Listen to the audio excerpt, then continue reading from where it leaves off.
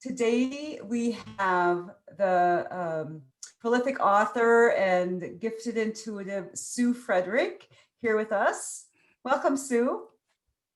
Hey, it's a pleasure to be here with you today, Eileen. So good to see your face. I first met Sue. The way I met Sue was at the library.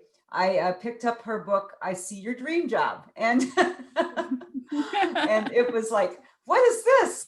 It was the coolest thing because she had a numerology thing I could figure out, and then eventually I got a career intuitive reading with you, I think. So yeah, in 2017. Yeah. Yep. Yeah. So that was really fun. And I know, Sue, you used to live in Boulder, but now you're down in Arizona area, right? And in Phoenix, Arizona. Yes. Good. Well, Sue, today's topic, Sue's authored many different books, and you can see them behind her on her screen, including this I See Your Dream Job, I See Your Soulmate, Water Oak Happiness of Longing, which sounds interesting to me. Your Divine Lens. That's my spiritual memoir. I think you would really like my memoir, Water Oak, Eileen. I think I'll have to pick it up. And then Bridges to Heaven, which is what we are discussing today. Right. And the other thing that I have realized that you've just started, you have a podcast as well, right? Mystical Conversations. Yeah, it's called Mystical Conversations. And I talk to people about the mystical moments in their lifetime, whether it was connecting to a departed loved one or waking up to their soul's wisdom and changing how they navigate their life. And they're amazing conversations. And if you go to my website, SueFrederick.com, you can see the podcast. It's also on Apple and all those different podcast show places. Great. That's great. I'm going to have to check it out. It looks like you have some interesting people you're talking with. So I love that stuff. I'm going to make this into a podcast. I don't know if I told you that. This is eventually, but I haven't quite got it there. Well, today, Bridges to Heaven. Well, maybe you want to, I guess I usually have people tell us a little bit about yourself. So tell us a little about yourself and whatever you want to say, whatever you feel drawn to say. And then we'll start about the Bridges to Heaven. So grief has been my greatest teacher in this lifetime, which led me to write the book Bridges to Heaven. I've lost so many people I love starting in my 20s. Actually before then, but they were just grandparents and stuff. I mean, the real personal relationships that I lost began in my early 20s and then really pinnacled when I was 29 and my husband died from cancer. And then I went into a huge spiritual crisis, and I believe that grief pushes us into a spiritual crisis because we need to know the answers to the big questions, like who am I? Why am I here? Where did my loved one go? And what is the purpose of life here? And we often don't even ask those until we hit a place of grief and brokenheartedness. So I could say I began my real spiritual journey at the age of 29. And part of that was studying numerology and owning my intuition that I had had my whole life and was ashamed of, actually, because I was trying to fit into the left brain logical world. My dad was an engineer, and my brothers are engineers and lawyers. And I was the kid who woke up in the morning with dreams that came true the next day. So fitting in was my mode of operation until that turning point at 29. And that's when I began to say, wait a minute, this is who I am. These are my gifts. They must be on purpose, and launched my life in a new way. Awesome. That's fabulous. So so when you say intuitive gifts, what are your intuitive gifts, and what were you aware of when you first looked at that? Well, as a child, my dreams were so profound that my father got involved, because I would literally come to the breakfast table and say, I dreamed about a car accident, and I would describe, I was in Denise Crawford's car, Gwen Shetler was driving. This was when I was in grade school, high school, and we were going down Old Shell Road, and we hit up against a big green truck that had 2 doors and a padlock. I would just describe all this stuff. And then he would grill me on it, like, no, we don't dream in color, because back in the 60s, that's what people believed. Um, Huh.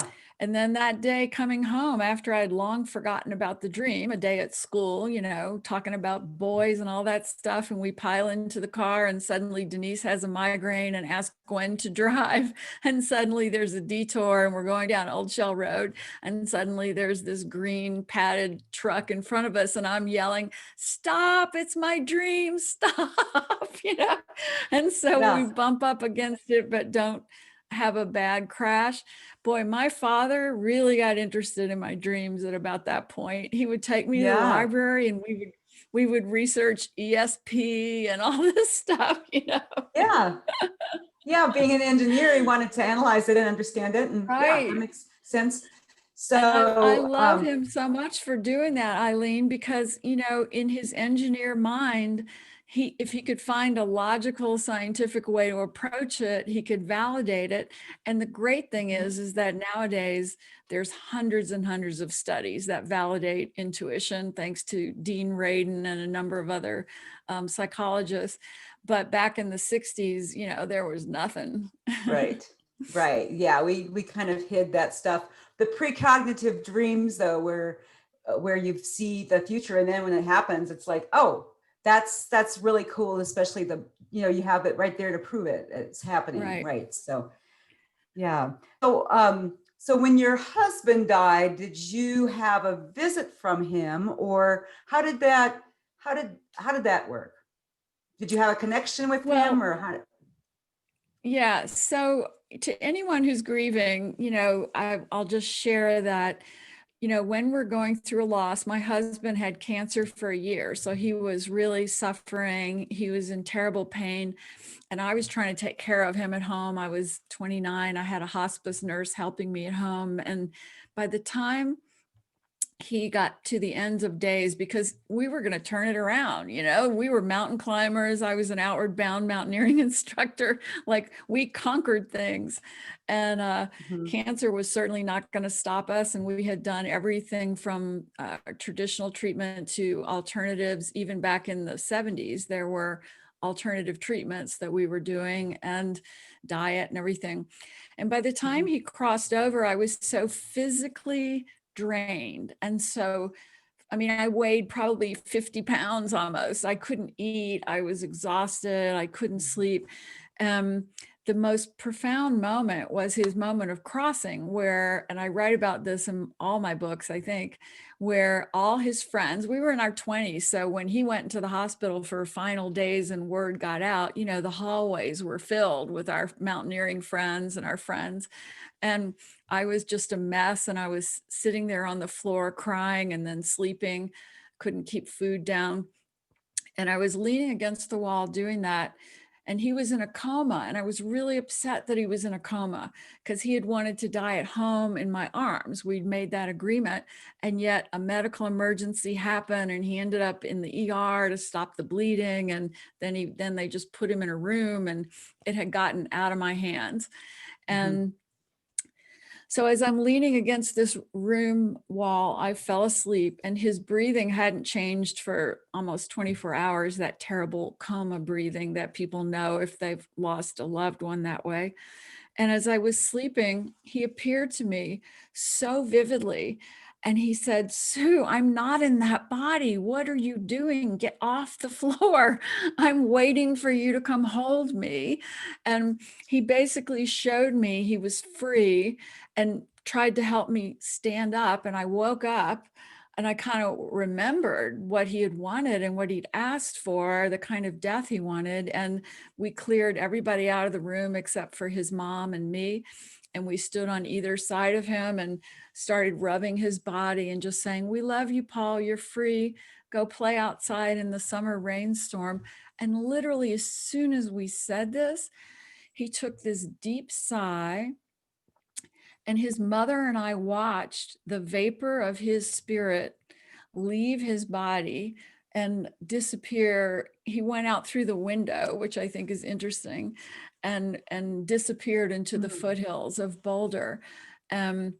We were so in awe of it. It was like the most profound spiritual moment of my life, and I think of hers, because there was no doubt, Wow. there wasn't any question. And then I looked down at his body, and his body was clearly an empty shell. I had no attachment to it. And I was blissed out on that experience for days, because I remember walking out in the hallway to tell everybody that Paul had died, and they were all just crying. And I was like, no, you guys, it was amazing. He's free, you know. But then, of course, I had to crash and go into my grief and feel it. Right. And that took a few years. Yeah, of course it did. Yeah. But you know, it was wow, what an constant amazing, like that for Paul. And plus he came back that night too. You know, I was sleeping in the bed at home, and at 2:00 in the morning, it was the bed that he had shared with me. And at 2:00 in the morning, this being in white, no, first I felt Paul cuddled up next to me. I could feel his legs. I always told him he had fuzzy legs, and I could feel his fuzzy legs, and we were cuddling, and it felt so normal and so right. And then this being in white reached over me to tap Paul. And I thought it was a nurse because we'd spent so much time in hospitals. But the minute he tapped Paul disappeared with this person in white. And I learned later, you know, that was a guide trying to keep Paul from being here. He needed to move on and move up to the higher realms. Right. And so, I mean, just experience like that after experience. And I write about all of them in my books. Yeah. Yeah, that's amazing. It's so beautiful. And the whole idea of seeing the, what did you call it? The vapor of his soul. His soul. I mean, I've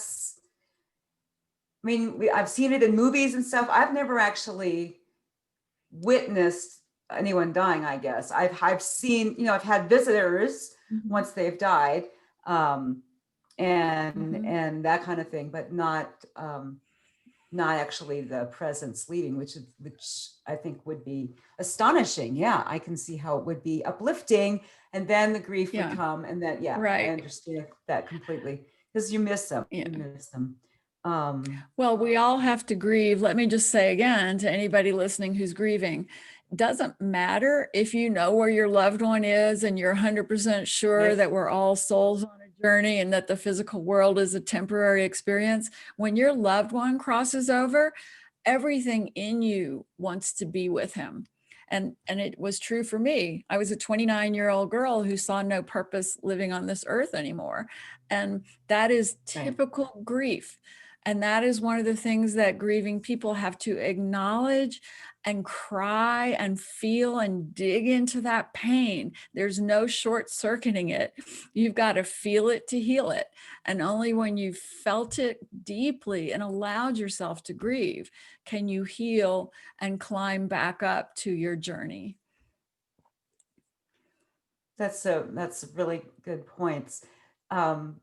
So when you work with people that are grieving, yes, and what is your typical client? I mean, are they there because they've had? I assume it's because they've had a dear departed, that they've had a person that's passed that you want to either connect with or have a conversation with or understand or get through their grief. 50%, I would say 50% of my clients are here for the career intuitive work that I do, where I help them using numerology and intuition connect to their soul's path and how to move forward, how to get through their reinvention cycles. I love doing that. I've been doing that for 20 years. And so I'd say at least 50% of my clients are from that. And I love that. And then about 50% have lost, I have to say, I really attract people who've lost a child. And I've had, so many workshops where when we go around the circle and we ask, each person gets a few minutes to tell their story of grief. And at the end of the circle, it's 80% of the people in there are grieving children. And I think I have a thing for those people. They come to me and I'm able to help them. But when those people come to do a session, and also many of them are grieving a spouse, but the questions they're asking are the same that any grief person asks, like, why did this happen? Where is my loved one? Why is there suffering here? Why am I still here? And if they're parents, they especially need to know, why did my beautiful, powerful, spiritual, gorgeous angel's child have to suffer physically, before she crossed over? And that's a long conversation. That is a spiritual conversation about why we're here. So it's not just me going, hey, your departed loved one said that, the hat you're looking for is in the closet downstairs. Like, I hate that trivia stuff. It's me having a spiritual conversation with them about how this universe works and why they've just gone through the horrible trauma they've gone through. And most importantly, how to begin to heal and move forward. Okay. And are your workshops, well, I assume more of them are they're live in the normal year, right? But it's not a normal year. So are you doing some online, and are they? Well, I've gotten really good at teaching workshops on Zoom this year, as everybody has. So I've been teaching a ton of them, different kinds of workshops on Zoom, and people can go to my website. I need to put up some new ones. I just finished another round. But, you can do grief work on Zoom because we do the same kind of format. There's incredible sharing. We can do breakout rooms to talk to a partner.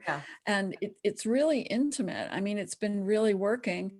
I also do workshops for career purpose on Zoom. And I just finished one of my favorite workshops called Writing as a Healing Tool, because we all can use writing to heal ourselves. And if you look at my books and say, why do I write all these books? Because I've been a writer since I was a kid, and I don't even know my truth until I begin to write it. And I think a lot of people are that way. And so I can facilitate the writing in each of them that they need for their healing story. Oh, that's great. It seems like, I remember, maybe correct me if I'm wrong, but weren't you a journalist first? Yeah. My career, for 20 years trying to fit in I was a journalist. And I'm not sorry about that, because I loved writing and it was a great way to make my living as a writer. And it was a necessary phase. I always tell my clients, even if you were a tech worker, that's part of your journey. You chose it for a reason and you're learning something you need to learn from it, and then you hit another reinvention point, and it's the moment where your soul goes, okay, forget it. No more messing around.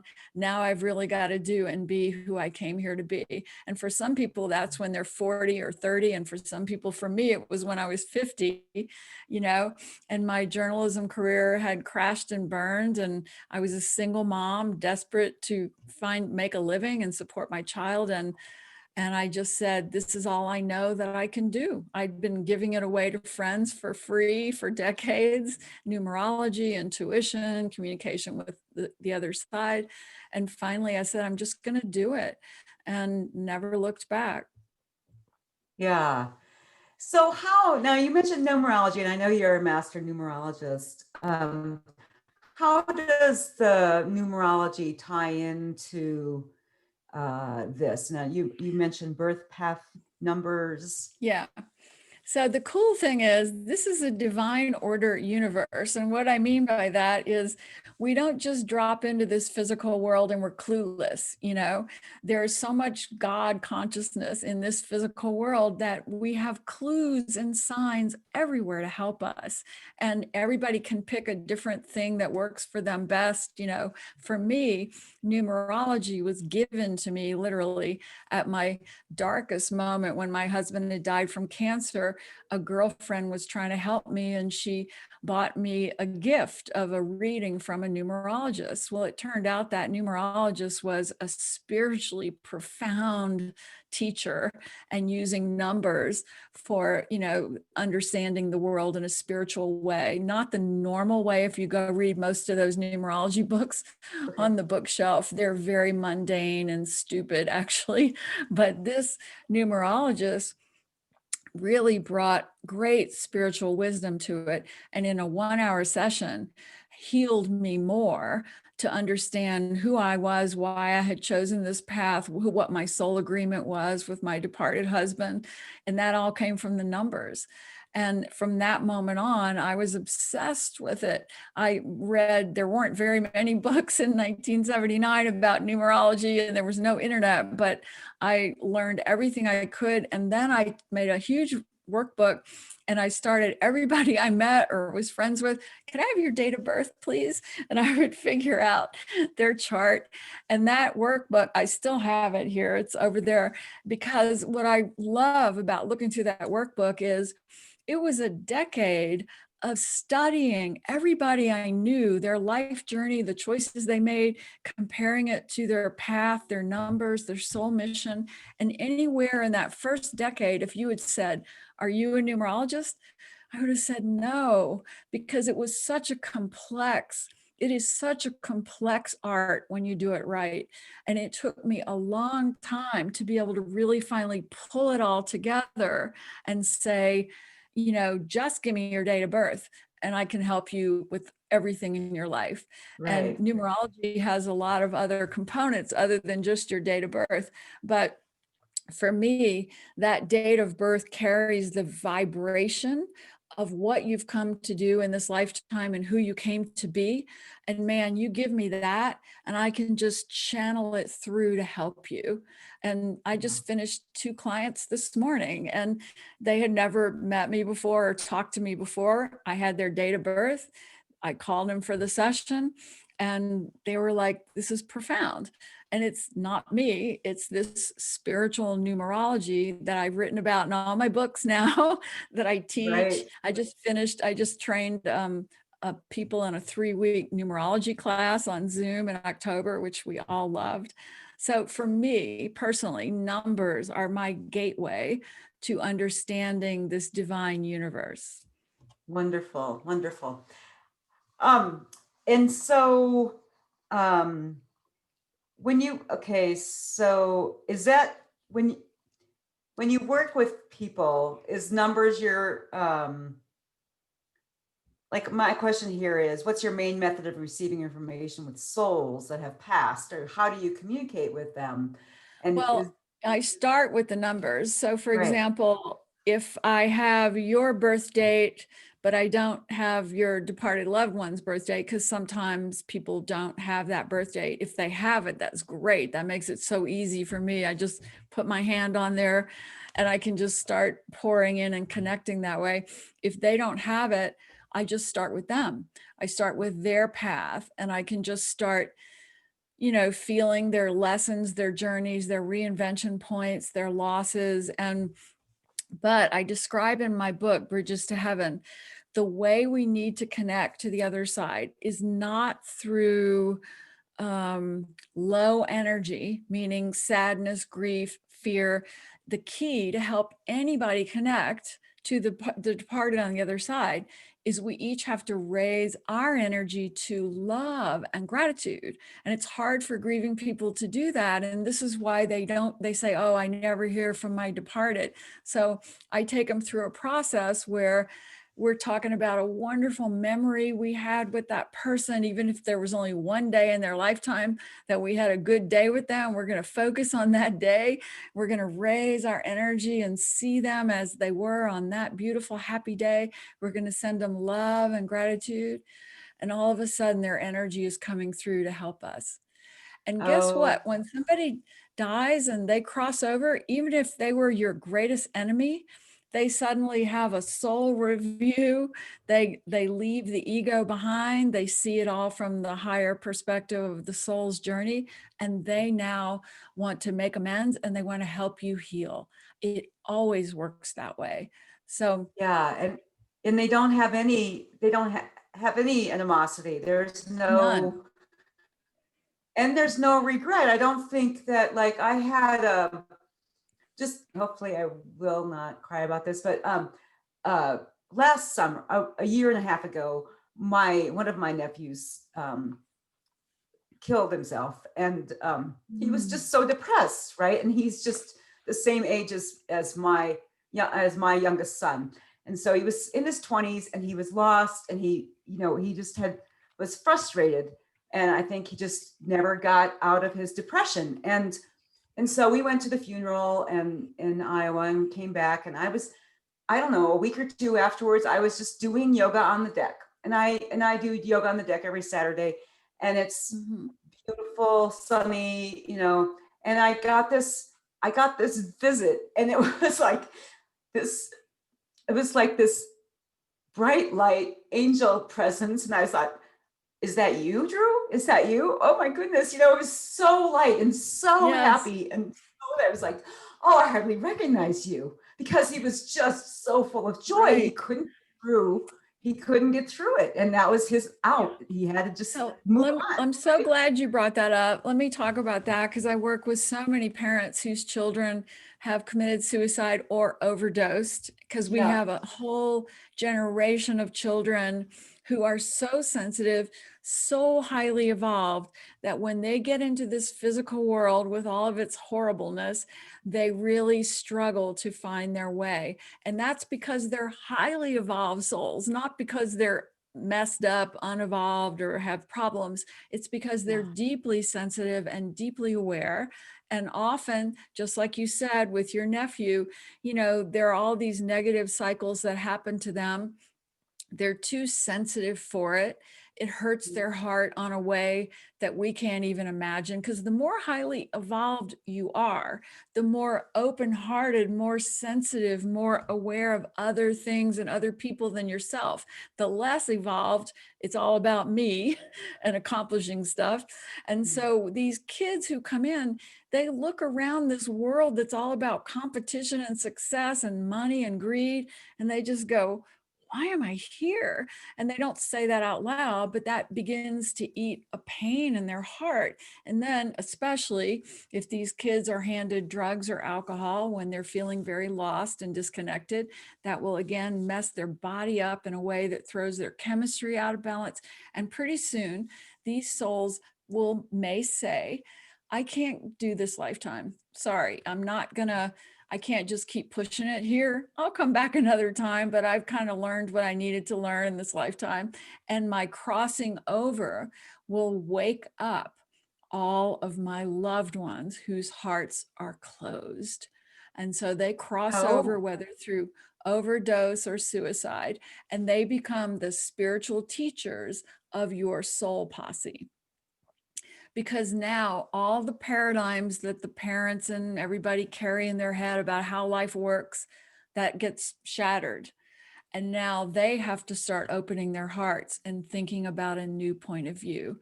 That is the gift that these children are giving us. hmm. Hmm. You said soul posse. What do you mean by that? Well, the cool news is that most of the people you have a great relationship with, or any kind of intense relationship with in this lifetime, you've done a dance with them before in other lifetimes, and they're part of your collective soul posse, meaning that you guys have incarnated at similar times where you're pushing against the same lessons, trying to accomplish the same kind of things. And so before the lifetime begins, you'll get together and go, we've got to really get down there and help push the compassion and wake people up and get people out of their heads. So we're going to go down and we're going to cause trouble in these certain ways, and we're going to go down and we're going to interact with each other in ways that push us each to open our hearts and quiet our minds and wake up to who we are.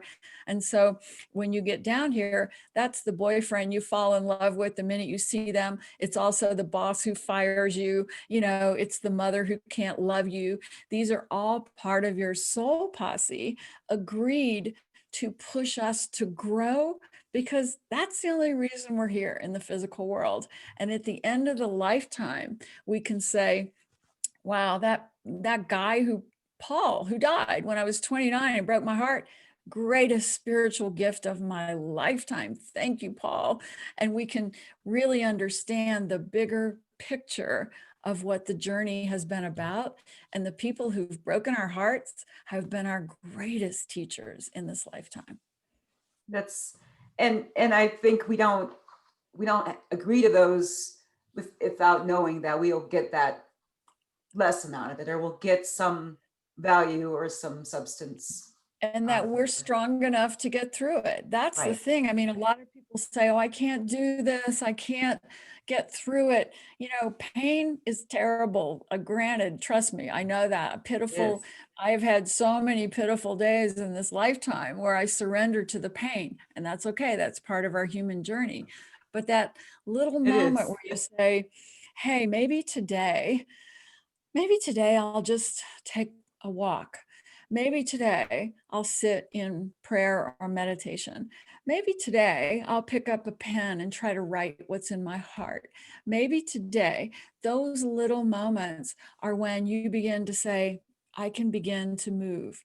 I don't need to be lost in the pain anymore. I've learned what I needed to learn in that.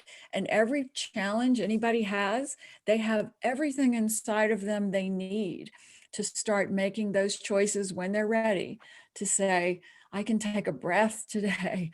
I can go for a walk today and begin to affirm that they're still here and they still have good, important things to do. Yeah. So what comes to mind is what would you suggest for someone if they wanted to connect with their loved one, and you teach people how to connect to this other side, and then maybe Yeah. touch on why they would want to do that. Yeah, that's a really good question. First of all, if they get my book, Bridges to Heaven, it's on Amazon. It explains a step-by-step detailed process of that whole meditation of raising your energy, being grateful, being love, and then calling out to the person. And then you pick up your pen. That's the important piece. You pick up your pen and your paper and you ask that loved one a question. And it could be very simple, like, why did you leave me? Or it could be, what am I supposed to be doing here now? And or it could be, are you okay over there? Anything that comes to your heart, start writing that question and write it quickly, without thinking, without editing. Write it over and over until all of a sudden you're going to notice words just start pouring out of you, and you're going to doubt it. You're going to go, well, that's just my mind making it up. And if you get that experience, you go, so what? Keep writing. And you Okay. just keep writing. And at the end of 20 minutes, even 30 minutes, you're going to have pages of notes, of guidance, of communication from your departed trying to help you. And trust me, I do grief workshops constantly where I'll have a room of 50 to 60 people, and they all have different kinds of losses. Many of them are cynical, don't believe in anything beyond the physical world. And I'll say, just for the weekend's sake, would you try these exercises and go along with me? And then on Monday, you can go back to work and say, boy, that woman was a lunatic, you know, but for this weekend, go with me. And so I'll take them through that meditation. They'll pull out their pen and paper.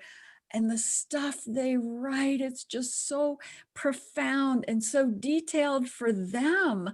Like when they read it out loud, we read it out loud to the group and to each other. I'll never forget, there was this powerful woman in one of my workshops. She had been a sheriff, a policewoman in New York City, really hard in the Bronx. And one day her son had come home and been quiet and gone upstairs to the bedrooms. And a little while later, she heard a gunshot and ran upstairs and found her son had killed himself with her gun from work. And I mean, that's such a double whammy of guilt and grief and everything else right there. And that mom had barely pulled herself to the workshop. She'd really only done it because her friends and everybody were pretty much bringing her to me saying, save her life, you know? And as we sat and did that exercise, her son was so loud and wrote all this stuff to her, gave her marching orders, told her he was sick of watching her wasting her life away and that it was time for her to do this really specific career change that she had once talked to him about. But it was in his tone, in his language, in his words. And as she read it to the group, crying her eyes out, we were saying, does this feel like it's really from your son? And she was like, yes, yes. And she had a reason to go forward, a reason to understand it all, a reason to keep going. I couldn't give her that. Nobody could give her that. Right. But her son could. Right. So you, and her right. son could do it. Gave her the experience to be able to connect. And then that connection, oh, that's amazing. So the message and that's is why people received. Yeah. People don't need to go to a medium. They don't need to go to me. They just need to sit down and quiet their minds, open their heart, do that quieting of love and gratitude, pick up the pen and write it to the bones. You will get all the guidance and communication you need. I wish everyone knew that, because so many people are so devastated by grief and they don't want to go see somebody, and they don't believe in all that stuff. But if they would just try to begin to do that at home, it could completely change their life and help them. That's incredible, Sue. So do you think, and it sounds like they actually did connect, because they asked the voice. I mean, it was in the tone that the son would, but do you think that people ever connect with, say, their higher self or their own intuition? Or do you think they're really just connecting with these other things, or does it matter? I don't know if it matters. No, well, I use the same exercise for connecting to our higher self for wisdom, because there's these two parts of us battling for our attention all the time. And one is the ego mind, which is filled with worry and fear and doubt. And the other is our soul's wisdom, our higher self, our God consciousness. And that's filled with love and wisdom and empowerment. And it's always going, just take a step. There's a way. There's a way through this. There's a way out of this. And so all day long, we're listening to those conflicting points of view. But if you sit down and meditate, quiet the mind, I use mantra in all my meditation. It's a Sanskrit mantra, Om Namah Shivaya. It's in all my books because it really quiets the mind. It really raises your vibration. And then call out and say, I just say, please, divine guides, give me the words I need to hear in this moment to move forward. And then I just start writing. And, I never am left without guidance when I do that. And that's how I work with every client, is before I pick up the phone to call them, I've already done their numerology chart. I have their numbers laid out. I put my hand on there and I say, please, divine guides, give me the words to say to help this soul move forward. And I write on the front of their folder whatever comes through. And I start the session by just reading that with them and say, does any of that resonate with you? And they always go, yes. And then we jump in and have the conversation that's much more practical. But that's a tool we all have. And if only we would use it.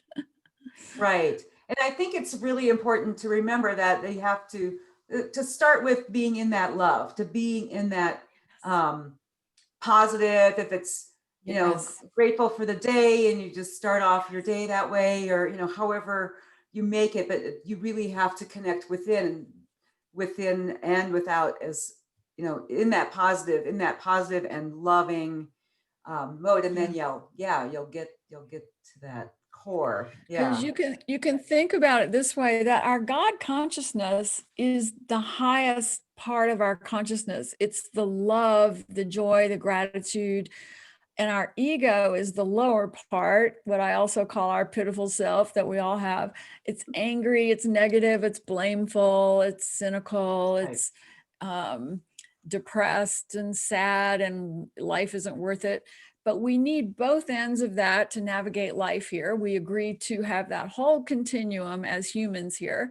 But the minute we consciously raise our energy through meditation, through opening the heart, through feeling gratitude and joy, even just for a minute, we can tap into that higher source and lift above the ego mind, the monkey mind. And boy, there's nothing better. That's better than a beach vacation, because suddenly all that worry and mental chatter shuts up and you just have your knowingness. You just have your love, your gratitude.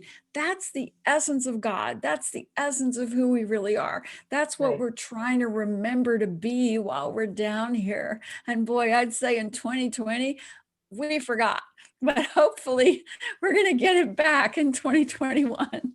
Well, it certainly has been quite a year, hasn't it? So I have a question about what can you tell someone, people that have lost someone close to them, about what actually happens in death? I mean, you mentioned a life review.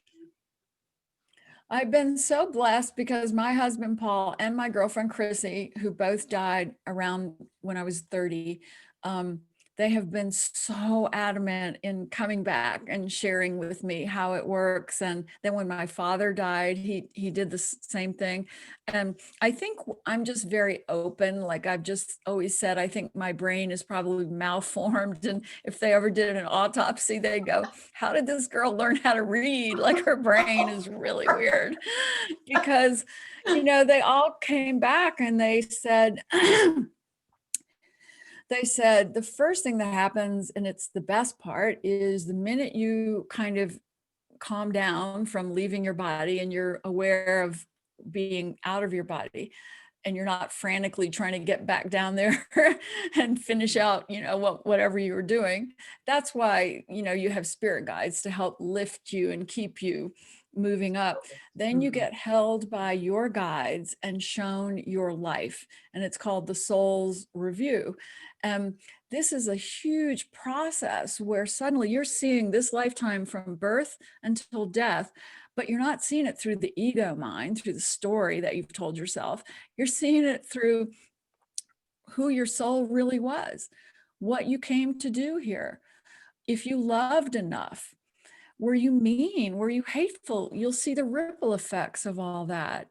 You'll see the ripple effects of all your love, all your sweetness, all your gratitude. You'll just observe it, not from any kind of place of pain, but just from, wow. And you'll just absorb all the lessons in that, you know, like that moment that you really got mad at somebody and yelled and screamed at them. You'll just see that and you'll go, oh my God, if only I understood how that had impacted this ripple of people. And you sort of make a soul awareness leap at that moment, at the end of your lifetime. I mean, you could have been a complete jerk your whole lifetime, but the moment you're crossing over, looking at it, if you really absorb it and get it, you make a great leap in your consciousness. And then you probably have a lot of loved ones on the other side who are going to step forward and say, you know, so great to see you again. You get to have those connections and those moments and all that love. But then you're experiencing this love beyond what we ever experience here on earth. I've had a few moments of feeling this when I was out of my body, and it's an indescribable sense of pure love, joy, connection to everything and everyone. And nothing like the way we feel down here, separate, alone, worried, afraid. It's a completely different experience. There aren't even words for it. And then as we raise up, we can decide, I'm going to go study more about this or that. And we can go and kind of go to an area where you can study.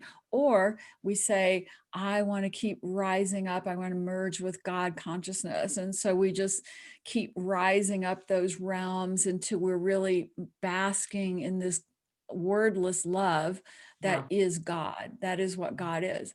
But then when we've kind of healed from the lifetime, we will decide, and usually with our posse of people or our guides, hey, do I want to go back down and try again and really try to make a difference for people in this lifetime?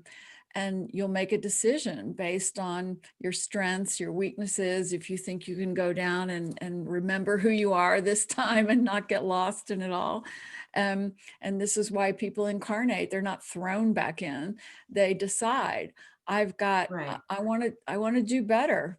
And so they drop Right. in. And also nowadays, people are coming in because consciousness is very accelerated in its evolutionary phase right now. Even though it looks crazy right now, it's It because does. all of our growth has really sped up. So a lot of highly evolved souls have come in to try to help us. They're in their 20s, they're in their teens, they're much more evolved than us, and they're here to really push this consciousness change through that's happening. So do you think, I mean, I agree. I think that, well, first of all, I want to go back to that love energy, because I had a near-death experience where it was just the most amazing, infinite expansion of unconditional love and Yes. light and joy. And I, yeah, I didn't want to leave. It was just Yeah. wonderful. It was palpable. It was so brilliant.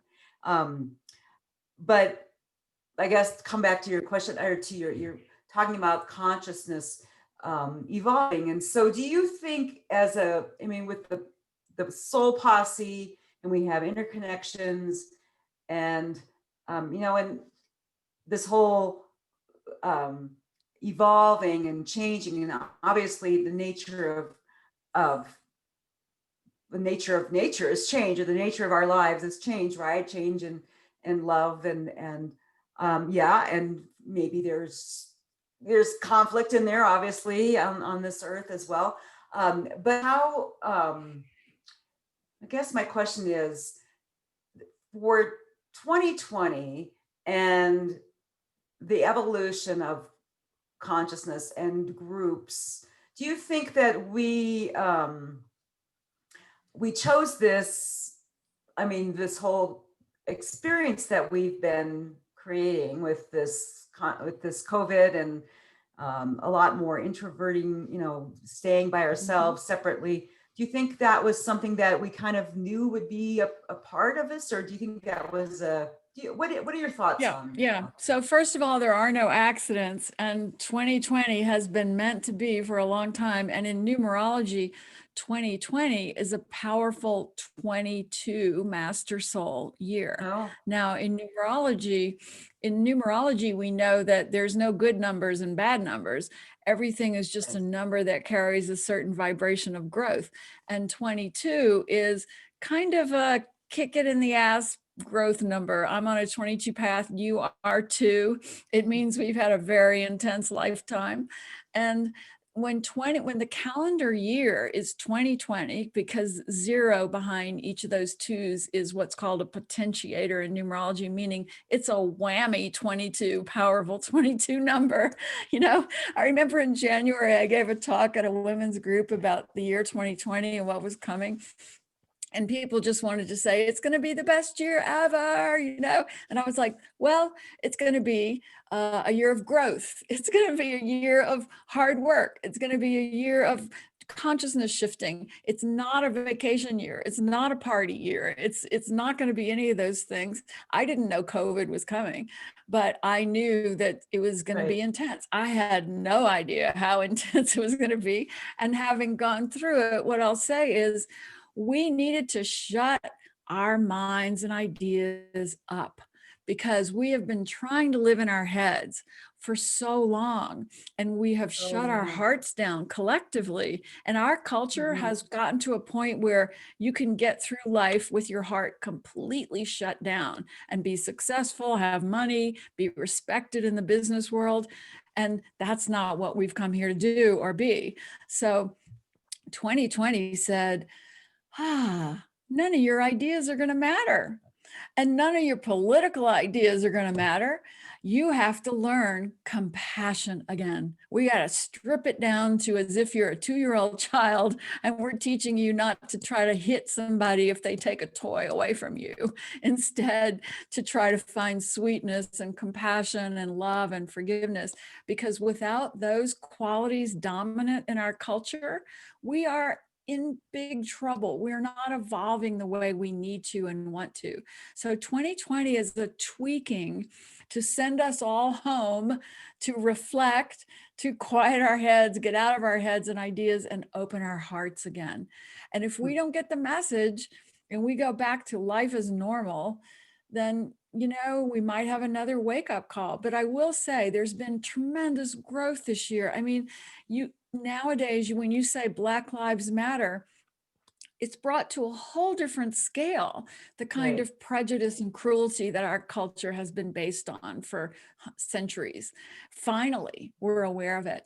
And awareness is the first thing that has to happen before we can heal it and change it and make it better. Yeah, I agree. It's been very interesting to see. I didn't think it was still so prevalent in our society. I I didn't. know. I think there's been a lot of exposure of things, Yes. and yeah, And that's I just the tip hope. of the iceberg, Eileen. Like what we're going to be really learning in this next phase of time is all the cruelty, abuse of power, all the male dominance that has taken place at the expense of everyone else for centuries in this country. And only by really having the curtain pulled back and revealed can we change it and make it better. And boy, the curtain is pulled back and going to be pulled back even more. So everybody hold on to your horses, but 2021 will be a much easier year. I am saying that 2021 is a year of expansion, adventure. You do get to take a vacation in 2021. So it won't be another 22 years. So So what kind of year is it? 2021? I mean, it's it's a a five, 5 right? personal year, and a 5 year is big change, big expansion. Courage has to be your byword in a 5 year, but you're not going to have to be lost in the drudgery and the isolation. You're connected with people. Everything you need in order to learn and grow is attracted to you. It's coming to you so that you can just say yes to the lessons and move forward. It's just so much more ease and grace. And that's our 2021 year. And I'm sticking with that, man. I'm so glad. I like that. It feels expansive. It feels yeah. Well, it does feel like we've come through. I mean, it's not just the United States, it's worldwide. This whole global It is. um Yeah. consciousness change and shift, and hopefully it has Mhm. brought greater awareness everywhere. Yeah. Yeah. Um so oh my goodness, we've only got about 7 minutes left. So what is there anything else that you would like to touch on with regards to Bridges from Heaven, or experiences you've had? It sounds like um I haven't read that book. I've ordered it, but I haven't gotten it yet. But I'm like, okay, so it's going to come after I talk with her. So do you have any Yeah. experiences that Well, are in there's that book another you'd like to part. share? Yeah, there's another part in that book that is especially important for today, I think. Okay. And it is how to be with someone who is dying and help them make the journey, help them cross over.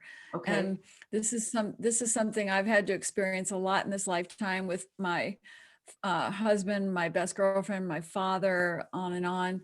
And we are being called, I believe, to wake up to an authenticity, and you can even call it a spiritual authenticity that we have avoided for most of humanity's development. And that is the ability to be able to sit with someone who either has cancer or maybe dying of COVID, but to go real and deep and raw with those people to help them process their lifetime while they're still here in the physical form, so that their moment of crossing over can be more, even just more graceful. And I'll give you a simple example of it. When my husband was, no, when my father was dying of lung cancer, he and I had always had a great ability to talk. And I got to spend a night by his bedside before he went into a coma. We didn't know it was his last conscious night, but we stayed up the whole night. And all I did was ask him questions to help him process his life, although I didn't frame it that way. Like, tell me about your childhood, Dad. What was the best part about it? What was the hard part? Tell me about your relationship with Mom. Tell me about having kids. He revealed all of his disappointments, all of his dreams, all of his hopes, and just bared his soul. And he literally talked from the time the sun went down all night until it was coming up in the morning.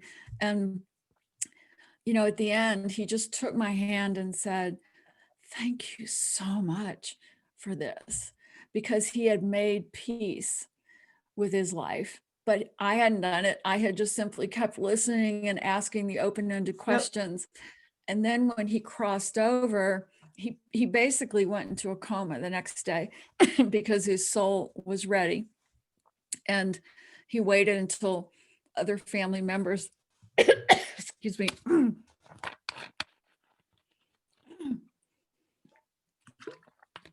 choking up with this story. I know. And so when it was a few days went by, and then he crossed over, let me just tell you that because it's pertinent to this story.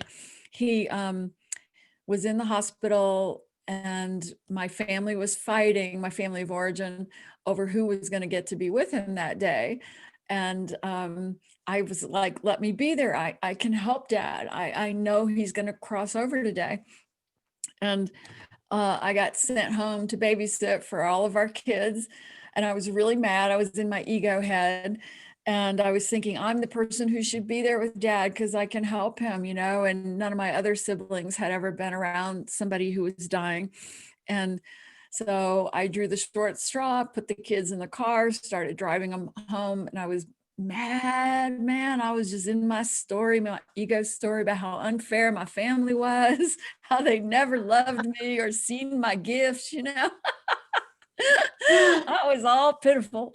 And I got home, got the kids out of the car. Luckily, they were exhausted. So they were all toddlers, got them all down for naps. They were not just my kids. It was my daughter and my brother's kids and my sister's kids and all that. And got them down to sleep. And the first thing I wanted to do was meditate, because I've been a lifelong meditator. And when I'm upset, I know that if I'll just sit and meditate for 20 minutes with mantra, it'll calm me down, right? So the kids went to take a nap, and I just sat down on the couch and just started doing mantra. And literally within 2 minutes, my father appears in front of me, so vivid and so young and healthy looking. I mean, it took me, I can't put it in time, but at first I was just like, Dad, you look great. He was joking around with me the way he did when he was young. He was all peppy and cute and young looking. And then I was like, Dad, wait, what are you doing here? And I kind of came out of my meditation, I was like, wait, why was he just here? And I picked up the phone and called the hospital room, and my brother Jim answered. And I said, Dad just appeared to me. And Jim said, well, Sue, I guess you are psychic. He just had a heart attack here. And we're trying to get him, we're doing CPR because our family had been fighting about the do not resuscitate orders. Like I was like, don't you dare resuscitate if he has a heart attack. But my brother Jim was like, yeah, we are. And so in the room was chaos then. Yeah, there was all this chaos. They were trying to bring my dad back to life. He was dying of cancer, and so, but then I said, Jim, he's not even there. He's not even in that body. He's already free. He was healthy and happy and so happy to be out of that body when he showed up. It kind of helped my brother Jim to stop what was going on in the room. But I'll never forget the way my father, before he was even officially called dead, had gotten free of that body, and his joy, his absolute bliss. and he had come to show me, and he'd come to say, hey, you didn't have to be in that hospital room with me. I have no limits now. And that No, was the greatest gift. That was the greatest gift. oh, that's great. That's wonderful. Thanks for sharing that. So Sue, it's time to wrap up, and I just want to make sure if you have any classes coming up or whatever, we'll put a link in your below here for your website and ways that so my website, as you can see there, is SueFrederick.com, and I promise you I'm going to get those new workshops up. I really want to do a grief workshop in January because I think people have a lot of grief they need to move through as we move into 2021. We've got to kind of feel it to heal it. And even if it's just grief of losing the lifestyle that you used to have, whatever it is, you know, we've got to get through that. So I'm hoping to do that in January. And if you just keep going to my website, you can sign up for my newsletter and you'll keep getting the notices. And more than that, I just want to tell everybody, you don't need anyone to help you find your way. You don't need anyone to help you believe in something beyond the physical world. All you have to do is quiet your mind through meditation or spiritual practice and feel that love in your heart again, even for a minute, and you will get back in touch with your own soul's wisdom. Thank you so much. Oh, thank you so much, Sue. That's beautiful. Thank you so much for joining us. Thank you all for watching and watching in the future. And it's almost solstice, so happy solstice. Bye. All right. Bye-bye. Thanks.